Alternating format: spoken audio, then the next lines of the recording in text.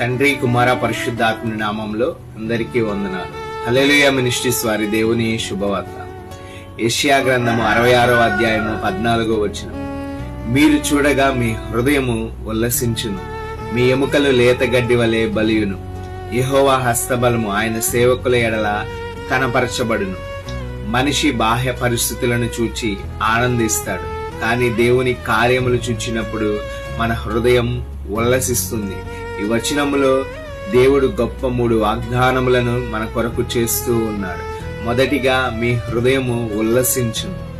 దేవుని కార్యాన్ని చూచినప్పుడు కలిగే ఆనందం పరిస్థితుల వల్ల కాదు గాని ఆయన సన్నిధి వల్ల మన హృదయం ఉల్లసిస్తుంది. రెండవదిగా, మీ ఎముకలు లేత గడ్డి వలె బలియును. ఎముకలు బలానికి సూచికం. నిరుత్సాహం, అలసట, నిరీక్షణలో బలహీనమైన జీవితానికి దేవుడు కొత్త బలాన్ని ఇస్తాడు.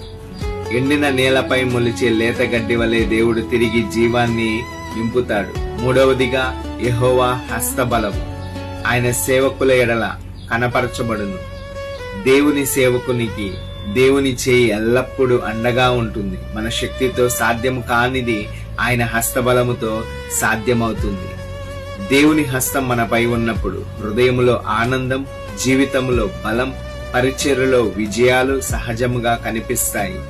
దేవుని చేయి ఉన్న చోట మనుషులు అడ్డంకులు నిలవలేవు.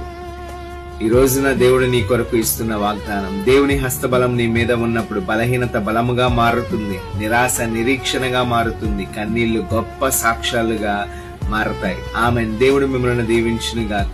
God bless you all.